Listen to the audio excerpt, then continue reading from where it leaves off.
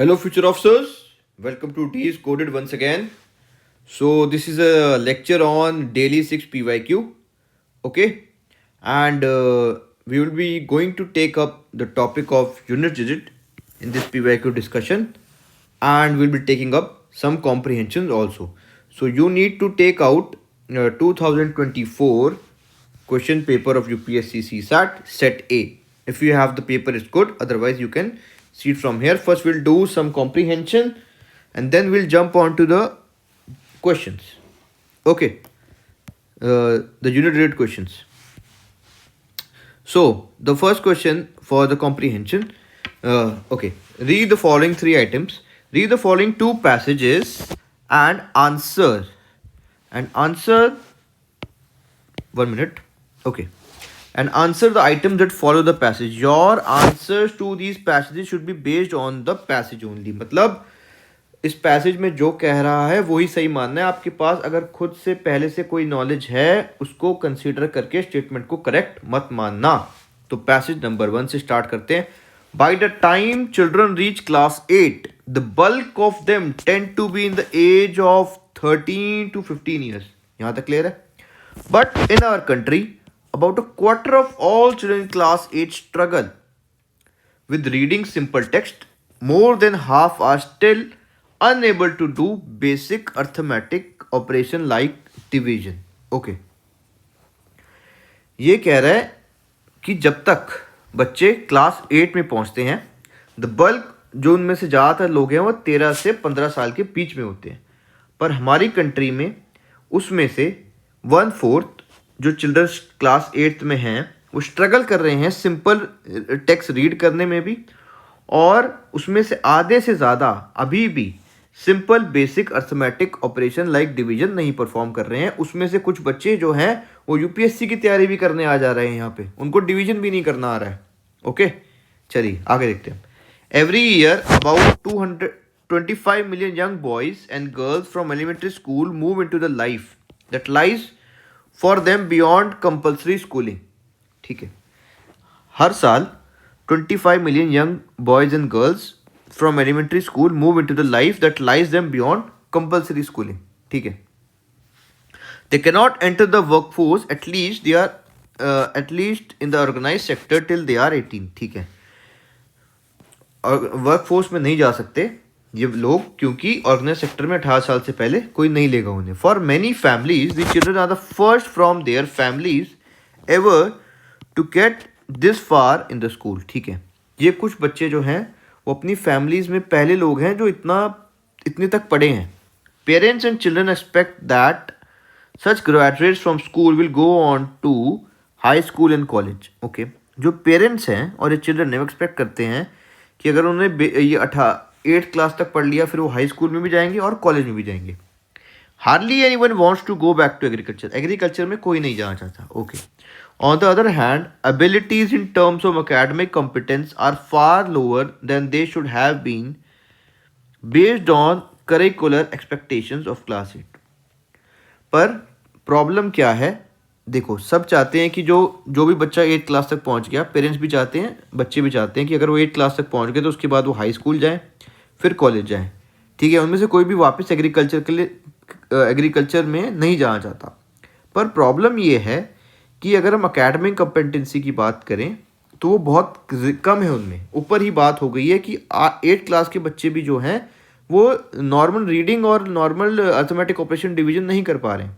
तो जो 8th class का करिकुलर अगर आप देखोगे उसके हिसाब से भी इन लोगों का जो है जो ये ग्रेजुएट भी हो जा रहे हैं ना, अगर ठीक है ये ग्रेजुएट भी हो जा रहे हैं फिर भी इनका कॉम्पिटेंस इससे कम है.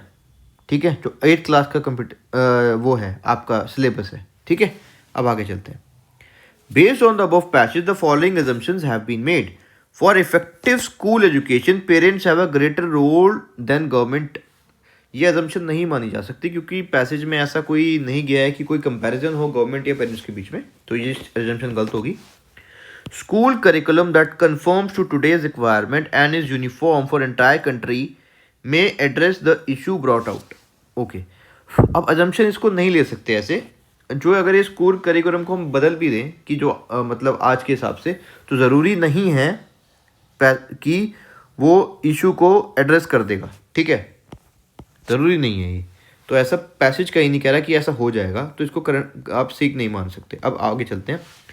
विच of the assumptions given above are valid, तो कोई भी वैलिड नहीं थी, तो डी आंसर आएगा। अब देखो क्वेश्चन नंबर 22 को, which one of the following statement best reflect the central idea conveyed by the passage. Total eradication of poverty in the country will resolve the issue of under performance of school children. Poverty और school education के बारे में कहीं बात ही नहीं हुई, तो काट ही दो इसे। Monitoring incentives to parents and teacher is a strategy to improve the children's academic performance. ऐसा भी पैसेज कहीं नहीं कह रहा है सीक्रेट जाएगा। अगर पैसे दे भी दोगे, क्या पता ना आए पैसे लेने के बाद, हो सकता है ना। जैसे आप इसको सोच सकते हो सही कि मिड डे मील के हिसाब से, कि मिड डे मील खाने के लिए बच्चे स्कूल आ जाते हैं, तो ऐसे पैसे देने से भी आ जाएंगे, ना भी आए। मिड डे मील में भी ऐसे होता है, बच्चे खाना खा के वापस ले आते हैं। Public policy should ensure that competencies and achievements of young people are aligned with their expectations. Okay, तो ये ठीक लग रहा है सी, क्योंकि जो एक्सपेक्टेशंस हैं वो मीट नहीं हो रही हैं, ठीक है, पहले से ही। तो पब्लिक पॉलिसी अगर ऐसी होगी कि कॉम्पिटेंसी जो है और जो वो पढ़ लिख कर जो बच्चा बड़ा हो गया है, जो उसकी एक खुद की एक्सपेक्टेशन है कि मैं पढ़ लिख लिया, मैंने क्लास पास कर ली, तो मेरे को ये सब मिल जाए। और दूसरा, पैसेज के हिसाब से वो पास तो कर ले रहे हो क्लासों को, पर उनकी कॉम्पिटेंसी अभी भी कम है।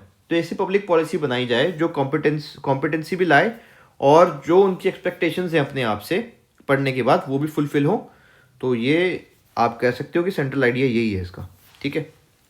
India is not going to take the demographic dividend advantage of demographic dividend unless some school pass out go back to agriculture. ऐसा कुछ नहीं मेंशन है, तो ये गलती हो जाएगा, ठीक है। तो हमारा इसका आंसर सिर्फ सी है। अब चलते हैं पैसेज नंबर 2 पे। We take it for granted now that science has a social responsibility. हम इस चीज़ को ग्रांटेड लेते हैं कि साइंस की एक सोशल रिस्पॉन्सिबिलिटी है। इसका मतलब, सोशल रिस्पॉन्सिबिलिटी का मतलब कि साइंस जो है ना, वो मतलब आपकी एनवायरनमेंट को ठीक करने में हेल्प करे, पॉवर्टी रिड्यूस करने में हेल्प करे, ठीक है, ये है इसकी social responsibility.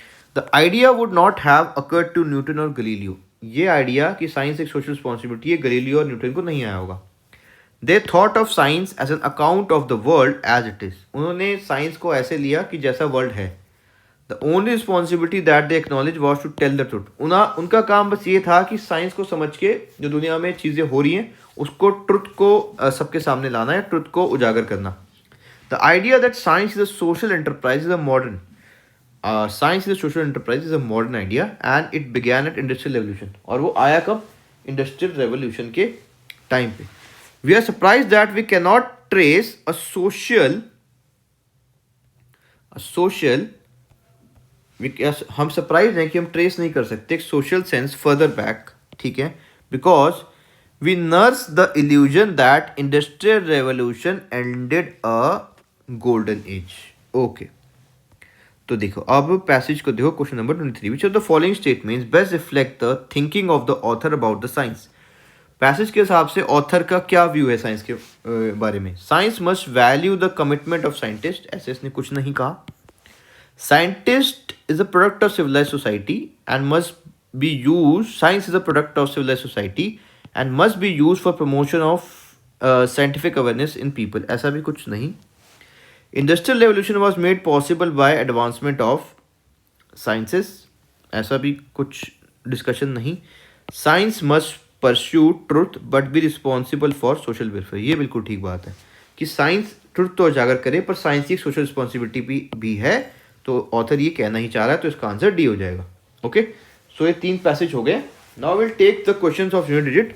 So first question in 2024 paper set A would be question number 17। Okay, so we'll take up the question number 17. What is the rightmost digit preceding the zeros in the value of 3 to the power 30?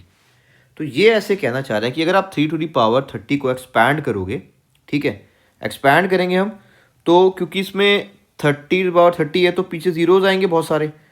तो अगर ये हम right से आ रहे हैं तो 30 zeros आएंगे पहले। 30 जीरो के बाद जो पहला डिजिट मिलेगा जो जीरो नहीं होगा वो क्या है, ये पूछ रहा है, ठीक है। I hope this clear to you. So इसको सॉल्व करने के लिए हम एक छोटी सी चीज़ करेंगे। बड़ा आसान क्वेश्चन है, यूनिट डिजिट का ही है। तो आप 30 को एक्सपैंड कर लो, ये होगा 3 into 10 to the power your 30, तो you can write it down as 3 to the power 30 into 10 to the power 30।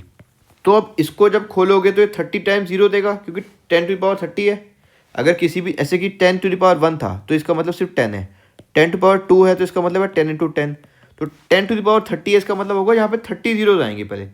तो 30 जीरोज आने के बाद 0 0 0, तो 30 जीरोज आने के बाद जो यहाँ पहले डिजिट आएगी वो पता करनी है ना हमें। तो वो जो 3 टू द पावर 30 है उसका जो जूनियर डिजिट होगा वो ये पहले डिजिट होगी, इजंट इट।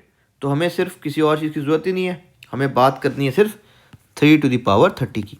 अब देखो, अगर जूनियर डिजिट के बारे में आपको नहीं पता है तो वीडियो देखो, इससे पहले आपको अपलोड कर दी गई है, इसके लिंक जब ये वीडियो ख़त्म होगी तो इसके लिंक में भी आ जाएगी, पर आप खुद से जाके देखो, जूनियर डिजिट की वीडियो है वो पूरी कंप्लीट। देखिए जूनियर डिजिट में हमने बात करी थी, अगर किसी भी नंबर की पावर 4 से ज़्यादा है, ठीक है, पावर यहाँ 30 है तो 4 से ज़्यादा है, तो हम कुछ नहीं करते, उस पावर को 4 से डिवाइड कर देते हैं, 4 7 टाइम्स 28, और जो हमारे पास रिमाइंडर आता है ना, वो जिस नंबर के ऊपर पावर थी वो रिमाइंडर उसी नंबर पे पावर दे देते हैं। अगर वो रिमाइंडर आया कुछ, तो अगर वो रिमाइंडर 0 आता है, अगर यहाँ 0 आया था ना तो हम 3 टू द पावर 4 लेते, पर यहाँ 2 आया है तो हम 3 टू पावर 2 लेंगे। तो 3 टू पावर 2 होगा आपका क्या, 3 टू पावर 2 क्या होगा आपका, 3 into 3 it would give you 9। So junior digit इसका 9 रहेगा, तो आंसर डी है 9। Okay, I hope this is clear to you. Now will take up the question from 2020 paper, ठीक है, 2023 का पेपर निकालिए, set A, 2023 paper set A, and the question is question number 8। Okay, question number 8, what is the junior digit of the expression. देखो, जो हमने junior digit वाली हमारी video है उसमें हमने ऐसे क्वेश्चन कराई हुआ है कि हमें जब ऐसा बड़ा एक्सप्रेशन दिया है तो डरने की कोई ज़रूरत है ही नहीं, हमें सिर्फ मतलब होता है यहाँ जूनियर डिजिट से, ठीक है, जो कि है 2। तो ये है कि what is the junior digit of the in the expansion of 57242 bracket to the power 9 into 7 into 5 into 3 into 1, ठीक है। अब जूनियर डिजिट के केस में हमें सिर्फ 2 से मतलब है, क्योंकि जूनियर डिजिट हमें 2 ही देगा, तो बाकी नंबर के कोई यूज़ ही नहीं है, तो आप लिख दो सीधा 2 to the power 9 into 7 into 5 into 3 into 1। Okay, अब इसको सिंप्लीफाई करोगे, 7 9 63 इंटू 15, ये फर्दर बन जाएगा 2 टू द पावर योर 945, अगर आप इसको मल्टीप्लाई करते हो तो।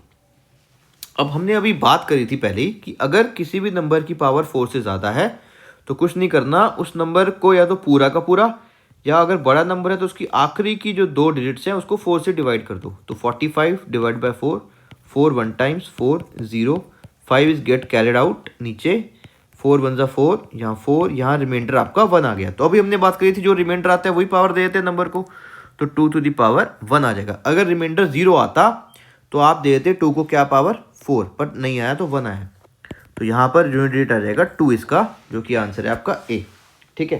अब 2022 में कोई क्वेश्चन नहीं आया जूनियर डिजिट का, पर इसके बाद सिर्फ 2021 में आया था। 2021 का पेपर देखते हैं, junior digit set A, question number 5। Okay, so this is, देखिए जो जूनियर डिजिट वाला वीडियो है उसमें हमने डिस्कस किया हुआ है इस तरीके का कि अगर हमें ऐसे कभी भी कहता है कि किसी भी नंबर को हमने 10 से डिवाइड कर दिया, तो जो रिमाइंडर आता है ना वो कुछ नहीं होता, वो जूनियर डिजिट ही होता है। तो हमें कुछ नहीं करना, हमें 3 टू द पावर 2019 का रिमाइंडर ही फाइंड करना है, वो सॉरी जूनियर डिजिट फाइंड करना है। If 3 to the power 2019 is divided by 10, then what is the remainder. तो हमने वीडियो में डिस्कस किया हुआ है। So according to this it is saying that this number is divided by 10, तो reminder क्या आएगा। तो इसका मतलब कुछ नहीं होता, अगर हम किसी if we divide any number by 10 then remainder is nothing but the junior digit. So हमें कुछ नहीं करना, हमें इसी एक्सप्रेशन का जो 3 टू द पावर 2019 है, जिसका अगर हम जूनियर डिजिट निकाल लेंगे तो वही इसका रिमाइंडर है, ठीक है। तो आगे सॉल्व करते हैं। हमें पता ही है कि अगर कोई भी पावर 4 से ज़्यादा है और बहुत बड़ी है तो उसकी जो आखिरी के 2 डिजिट है उसको 4 से आप डिवाइड कर दो, तो 19 बाई 4, तो 4 4 ज़ा 16, आपके पास रिमाइंडर आया 3। तो जो भी रिमाइंडर आता है वो पावर दे देते हैं, तो 3 टू द पावर 3, ठीक है। अगर 0 आता तो फिर 4 ही पावर आती, तो 3 into 3 into 3, this is your 9, इनको मल्टीप्लाई करो, इंटू 3 इज योर 27। अभी 27 आ गया तो जूनियर डिजिट तो आखिरी वाला ही होगा, तो ये 7 इसका यूनिट डेट है, तो इसका आंसर है C. With this we are done with the unit date questions of PYQ। 2020 में भी कोई क्वेश्चन नहीं आया, ठीक है। बाकी और क्वेश्चंस थोड़े बहुत हैं, वो डिविजिबिलिटी और HCF LCM से जुड़े हुए हैं, तो जब उनको करेंगे तब उनको लेंगे। तो with this we are done. So your work is to revise the unit date video. उसमें बहुत सारे इलस्ट्रेशंस हैं, आपका कोई भी क्वेश्चन गलत नहीं होगा वो सारा करने के बाद। और UPSC में तो आसानी क्वेश्चन आता है उसका, जितना हमने कराया उससे बहुत ज़्यादा आसान। Thank you so much, have a nice day, keep working hard.